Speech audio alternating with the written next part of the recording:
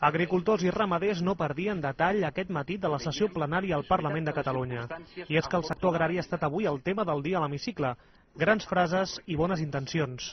I vull afirmar que sense món agrari i rural, sense sector agroalimentari, sense la gent del camp, no existiria la Catalunya d'avui. Hi hauria una altra Catalunya, però no la d'avui, equilibrada, plena de contrastos, plena d'atractius i també d'oportunitats. Queden pocs mesos per les eleccions, però es pot fer feina. Si la podem fer donant-nos la mà, per entendre'ns, nosaltres els primers interessats en que això sigui d'aquesta manera, demanem, això sí, que no sigui una feina per uns mesos, sinó que sigui una feina per definir què cal fer en el món agrari de cara als propers anys, governi qui governi Catalunya, però també alguna línia concreta a seguir.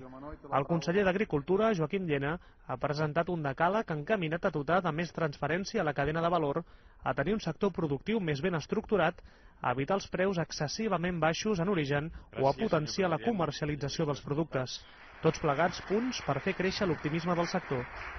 Ens trobem en una indústria que està patint també la pressió en els preus, la por a una davallada en el consum i l'amenaça d'una proliferació excessiva de marques blanques i una gran distribució necessària però que immersa en fortes dinàmiques de competència pot perjudicar tant als productors com a la indústria i a la petita i mitjana distribució. Els més afectats dins el sector agrari per la crisi econòmica són els productors que no han deixat de manifestar-se en els darrers mesos perquè es prenguin mesures.